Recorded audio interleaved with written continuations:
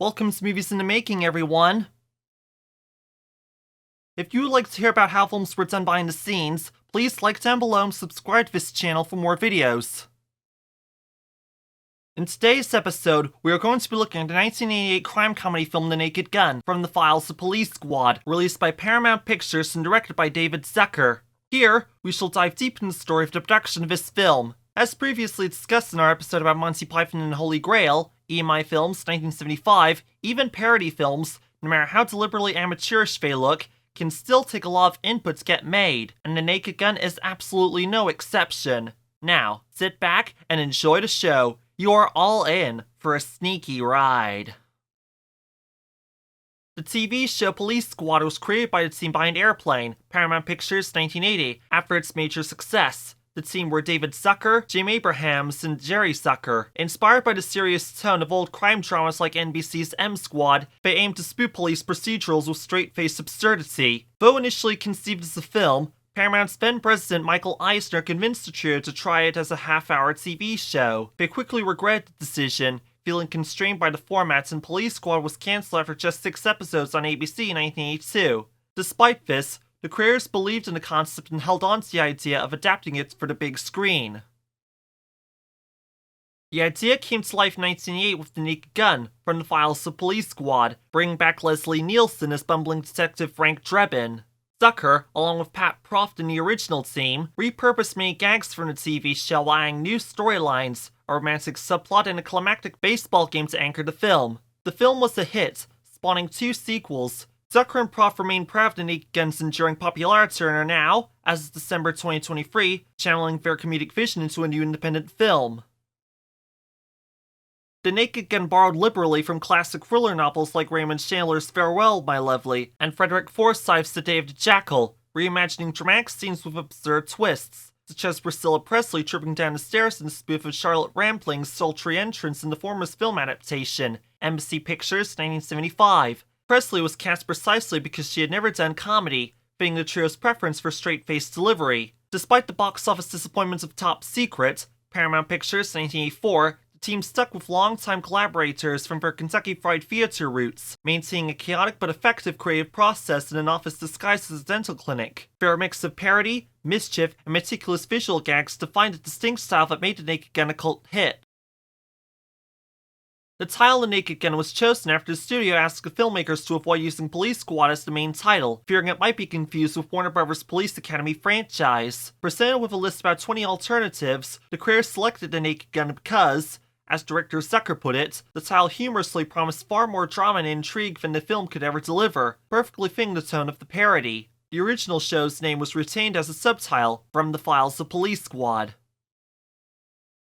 Leslie Nielsen landed the role of Detective Frank Drebin in Police Squad thanks to his breakout performance in Airplane, where his deadpan delivery stood out to producers Abrahams and the Zucker brothers. Though Nielsen had previously taken only minor television roles, Police Squad marked a bold shift into a new kind of comedy for him. This one blended visual gags and wordplay without relying on a laugh track. Nielsen initially felt nervous about the unconventional tone, but quickly embraced the absurd, straight-faced humor that defined the show, all by relying on the script to pull off his gags without improvisation.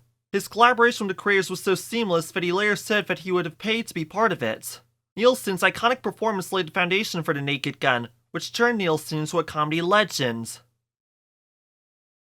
Before Priscilla Presley landed the role of Jane, producers considered casting Bo Derek, who had risen to fame with her breakout into the sex comedy 10, Warner Bros., 1979. However, Derek's later films, mostly directed by her husband John, had been poorly received and the filmmakers ultimately chose to go in a different direction. They wanted someone with no comedic background who could deliver absurd lines with total sincerity. Presley, best known at the time as Elvis' ex-wife and for her role on CBS's Dallas, fit the bill. Her ability to play everything straight, whether walking into walls or feeding livestock in her apartment, made her the perfect foil to Nielsen's deadpan Drebin. Though relatively inexperienced in comedy, her unself-conscious performance became one of the franchise's strongest assets. O.J. Simpson was cast as Detective Nordberg because the creators sought actors who had not done comedy before, believing their serious demeanor heightened the absurdity of the material. Known at the time as a beloved NFL star and emerging actor, Simpson fit the bill perfectly. Zucker described him as a kind, talented, and mischievous personality, a close anarchist who brought unexpected energy to the role. He appeared in all 3 films in the franchise alongside Leslie Nielsen, becoming a familiar face in the series, However, his legacy in the role has since been overshadowed by the legal controversies that came to define his later public image.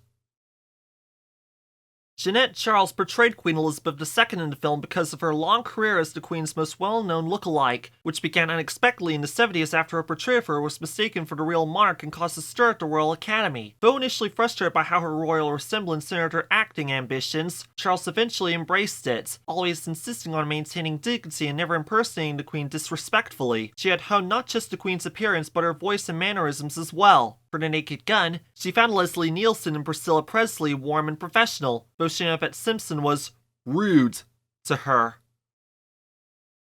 The Naked Gun was filmed almost entirely around Los Angeles, making full use of the city's diverse landmarks. Key scenes included the press conference for Queen Elizabeth II, filmed inside the council chamber of Los Angeles City Hall, and a royal reception, which took place at the now demolished Ambassador Hotel on Wilshire Boulevard, specifically its famed Coconut Grove entrance. The villain Vincent Ludwig's office was shot at the Park Plaza Hotel at the South Park View Street, a popular filming site overlooking MacArthur Park, known for its grand, vaulted lobby. Meanwhile, the cinema Drebin and Jane attended was filmed at the former Vagabond Cinema on Wilshire, now the Hayworth Theatre. The film's climactic baseball sequence was creatively stitched together using two real stadiums to achieve the desired scale and comedic impact. The wide exterior and long-range shots were filmed at the Anaheim Stadium, now Angel Stadium, then home to both the California Angels and the LA Rams, providing a grand and recognizable setting. Meanwhile, the interior scenes were shot at Dodger Stadium in Los Angeles, allowing for greater control and cinematic flexibility. Beyond the stadiums, the film also made use of iconic LA locations. The waterfront scenes were filmed at LA Harbor and San Pedro, and the frantic car chase unfolded along South Santa Fe Avenue and the 4th Street Viaduct in downtown LA, lending the film a distinctly urban energy. One of the most memorable slapstick gags, where Drebin, undercover as an umpire, gets accidentally smacked in the face by a swinging bat, was not originally part of the script. The idea came from none other than Mel Brooks, the legendary spoof filmmaker behind classics like Blazing Saddles, Warner Brothers, 1974, and Young Frankenstein, 20th Century Studios, also 1974. As a contemporary and friendly rival of the Zucker brothers, Brooks shared both admiration and a playful sense of competition with the Naked Gun team. His suggestion marked a rare behind-the-scenes collaboration between two of the greatest minds in parody cinema, reinforcing just how interconnected and supportive the spoof comedy world could be, even at its silliest. Though The Naked Gun is known for its relentless stream of gags, not every joke made it into the final cut. One line was removed at the request of Ricardo Montalban, who played the film's villain, Vincent Ludwig. In an early version of the script, a hospital was named Our Lady Who Never Got the Pickle, a deliberately absurd and irrelevant title typical of the film's over-the-top humor. However, Montalban, a devout Catholic, found the joke disrespectful and expressed his discomfort to the filmmakers. Despite their love for pushing comedic boundaries, the creative team respected Montalban's beliefs and removed the joke without hesitation. The iconic baseball sequence that closed the film was a carefully structured third act, developed after the filmmakers leaned from the narrative pitfalls of their earlier parody Top Secret. The writers and Pat Proft knew the finale needed not only a strong story structure, but a relatable, public setting, and baseball offered a perfect blend of seriousness and silliness to parody. With Drebin going undercover as an umpire, the sequence became a playground for physical comedy, awkward umpiring, excessive frisking, doctored baseballs, and a wrangled rendition of the national anthem by Drebin posing as Enrico Palazzo. Nearly every gag was scripted and refined over a year, with jokes designed to poke fun at the stiffness of baseball culture, all while serving the plot's central mission, stopping an assassination attempt on Queen Elizabeth II. The team's dedication to story paid off. They built the film backwards from the finale, ensuring each beat contributed to one of the most memorable comic endings in film. The production made use of real minor league players from the San Bernardino Spirit to maintain authenticity, including catcher Chuck Fick, who unknowingly landed one of the most prominent on-field roles. The stadium scenes were filmed at Dodger Stadium and Angel Stadium, though licensing hurdles forced the use of the Mariners and Angels rather than the filmmakers' first choices. Even sports broadcasters were brought in, Mel Allen, Dick Enberg, and Jim Palmer among them, who enthusiastically parodied their own personas. The climax saw robotic Reggie Jackson, brainwashed by the villain a la the Manchurian Candidate, United Artists, 1962, attempt to assassinate the Queen, only to be thwarted by Drebin in a sequence that ends in an all-out brawl and the unforgettable line, "Hey, it's Enrico Palazzo!"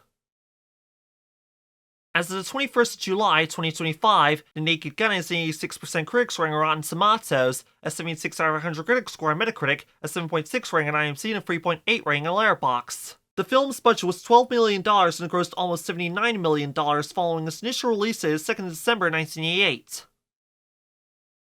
And that wraps up our deep dive into the making of The Naked Gun. If you enjoyed this episode, don't forget to like, subscribe, and hit that bell icon to stay updated on all things movies in the making. Let us know in the comments what you think of The Naked Gun, or if you have any favorite moments from films we did not touch upon, or films you would like to hear covered by this channel.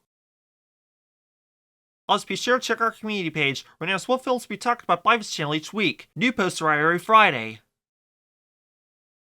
Thanks for watching. We'll see you all next time on Movies in the Making, where we will be talking about Babe, Universal Pictures, 1999, and more films to follow along the way. Tune in for more Movies in the Making, with incredible stories by cinema's most unforgettable films. This has been Jason Scotchmer, film enthusiast and passionate about the arts.